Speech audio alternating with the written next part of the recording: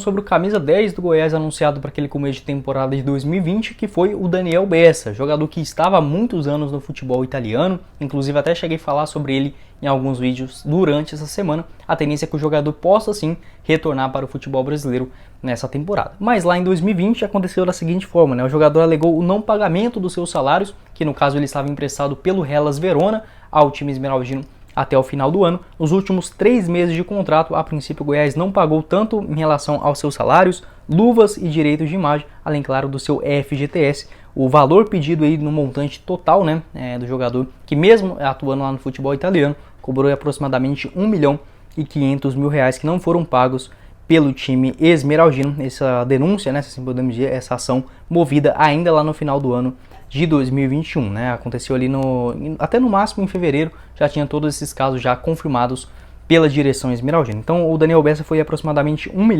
1.500.000. Eu vejo muitos torcedores às vezes exagerando em relação a isso. Eles falam, não, que o cara ou tá fazendo sacanagem, cobrando esse valor todo, mas era o que estava assinado para ele, né? Dentro da sua carteira ali de trabalho, estava previsto esse montante, até mesmo o time que emprestou ele, né? No caso o Hellas Verona, não tem culpa disso. O Goiás, obviamente, tinha que ter cumprido os seus compromissos e, obviamente, né, se assinou um contrato que você pode até concordar, o Queco não merecia ganhar 200 mil pelo que apresentava, mas quem contratou foi o próprio Goiás, ninguém ameaçou o time esmeraldino para fechar contrato ou algo nesse sentido. Então, se prometeu pagar, deve sim pagar, e pelo menos, né, o Paulo Rogério Pinheiro se preocupando com isso também.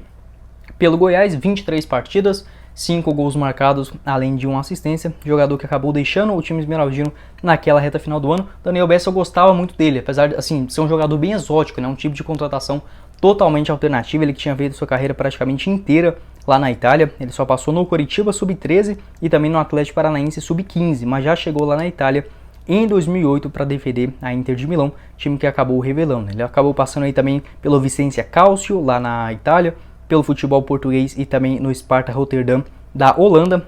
No futebol italiano também se destacou pelo Bolonha, no Como, também no Hellas Verona, time que ele jogou lá em 2016 e na temporada de 2017. Inclusive nesse ano ele fez uma boa campanha, Hellas Verona terminando na 9ª colocação.